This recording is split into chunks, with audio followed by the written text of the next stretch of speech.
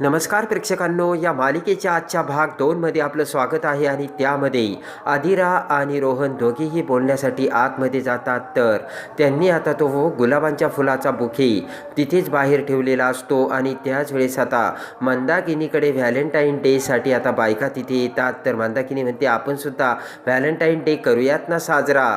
आणि पटकन आता तो गुलाबांच्या फुलांचा बुके घेत त्यातील एक एक फूल आता मंदाकिनी त्या सगळ्या बायकांना देऊ लागते आणि म्हणते, हॅपी व्हॅलेंटाईन डे. तेवढ्यात आदिरा रोहन बाहेर येतात. तर आदिरा ते बघते. आता आदिराला राग येतो आणि आदिरा म्हणते की दुसऱ्याचं गिफ्ट देताना तुम्हाला काहीच कसं वाटत नाही आणि तुम्हाला काही मॅनर्स आहे का, मी जाते असे म्हणत रागाने आदिरा तिथून निघून जाते. इकडे आता समर आणि स्वानंदीच्या अंगावर गुलाबांच्या पाकळ्या पडताच इकडे पटकन आता आनंद आणि निकिता तिथे येतात. आणि त्यानंतर आता समर स्वानंदीला म्हणतो की स्वानंदी मॅडम खूप घाबरल्या, तुम्ही अगोदर इकडे या आणि इकडे बसा.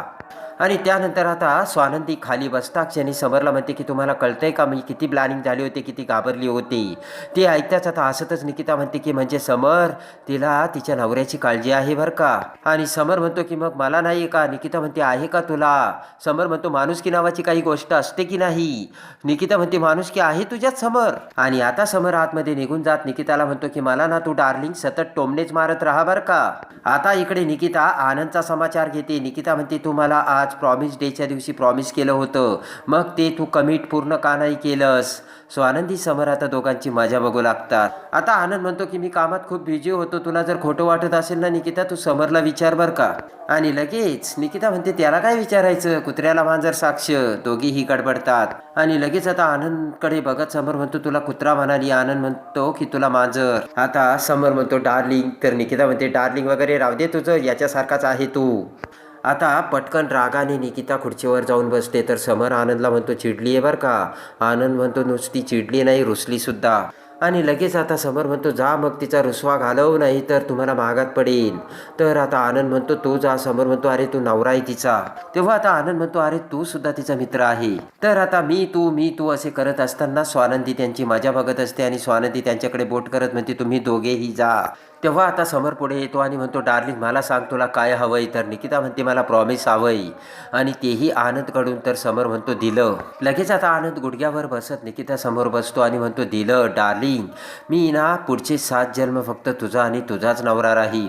निकिता म्हणते, बापरे 7 जन्म नको, या जन्मातच तुला काही झेपत नाहीये. आता आनंद म्हणतो की बघितलं का मी एवढं चांगलं वागतो आणि ही माझ्याशी कशी वागते. चल. आनंद म्हणतो, दिलं प्रॉमिस. आनंद म्हणतो, मला तुझ्याकडून सुद्धा प्रॉमिस हवंय बरं का. तर निकिता म्हणते, देईन.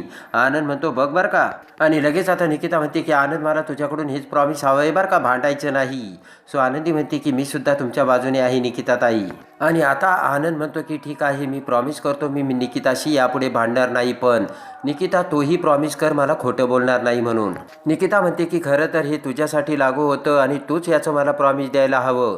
तर समर म्हणतो की बरोबर आहे आनंद, मी तुझ्या बाजूने नाही तर मी डार्लिंगच्या बाजूने आहे. पण स्वानंदी आता आनंदच्या बाजूने होते आणि म्हणते की खरं तर आनंद दादा, मी तुमच्या बाजूने आहे बरं का, कारण मगाशीच्या मला खोटं बोलल्या. स्वानंदी म्हणते, मगाशी ज्या खोटं बोलल्या की राजवाड्यांचा BP शूट झाला म्हणून. तर आता निकिता म्हणते, याला काय खोटं म्हणतात का. समर म्हणतो, बरोबर. तर निकिता म्हणते की ठीक आहे, यापुढे समर आणि मी खोटं बोलणार नाही. आणि त्यानंतर आता निकिता म्हणते की तुम्हाला प्रॉमिस कर की यापुढे दुसऱ्या बाईकडे उघड्या डोळ्यांनी बघणार नाही. तर आता समर अवाक होतो आणि आनंदही. तर आता स्वानंदी म्हणते, या वेळेस मी सुद्धा निकिता ताईबरोबर आहे बरं का. तर लगेच आता आनंद म्हणतो, मी फक्त त्या बाईची साडी बघत होतो तुझ्यासाठी. आणि लगेच आता आनंद म्हणतो की ठीक आहे, मी प्रॉमिस करतो यापुढे बघणार नाही. आणि आता प्रेमाने आता निकिता तिने बनवलेली आईस्क्रीम घेऊन येते आणि सगळेजण आईस्क्रीम खाऊ लागतात. तर आता समर म्हणतो, खूप छान झाली. निकिता म्हणते, दरवर्षी मी तुला बनवून देते ना. तर आता समर म्हणतो, हे. तर स्वानंदी आता हसू लागते. तर आता समर म्हणतो, तुम्हाला काय हसायला, काय झालं. काही जरी झालं तर तुम्ही हसतच असता. आनंद म्हणतो, समर हे बघ, मी तुझं ऐकून घेतो बरं का, मी हसत नाही. तर आता नंतर समर उठून उभा राहत म्हणतो की हसल्या जर नाही ना असं वाटतं की यांचा श्वास अडकून पडन. आणि कायम मिस्टर राजवाडे इंडस्ट्री असं करत असतात ह्या. आणि कधी थांबणार हे सगळं, हे त्यांनी थांबवायला हवं. तर निकिता आनंद आता स्वानंदीकडे बघतात. आणि त्यानंतर आता समर आनंद आणि निकिताला म्हणतो की हे बघा, मला आयुष्यात तुम्ही अशा काही गोष्टी हव्या आहात की मला तुम्ही पाहिजेत आणि मला ना तुम्ही दोघे आयुष्यात कायम माझ्यासोबत हवे आहेत. सगळे मला सोडून गेले तरी चालेल, पण तुम्ही दोघे मला कधीही सोडून जायचं नाही आणि हे प्रॉमिस मला तुमच्याकडून हवं आहे आणि माझी जबाबदारी तुमच्यावरती आहे, असे समर आनंद आणि निकिताला बोलताच दोघांच्याही डोळ्यात पाणी येतं आणि समरचं ते आपल्यावरचं प्रेम दोघांना दिसतं. आणि ते ऐकताच आता आनंद प्रेमाने डोळ्यात अश्रू आणत समरला मिठी मारतो. तर पाठीमागून निकिता म्हणते धोकेबाज, आणि पटकन निकिता आता समर आणि आनंदला मिठी मारते आणि तिघांनी एकमेकांना मिठी मारलेली असते. स्वानंदी त्यांच्याकडे बघते आणि म्हणते की किती मोठे भाग्य लागतं असं मित्र बनायला. स्वानंदी म्हणते की खरं आहे, तुमच्यावरती खरं आणि निस्वार्थी प्रेम करणारे राजवाडे हे दोनच व्यक्ती आहेत.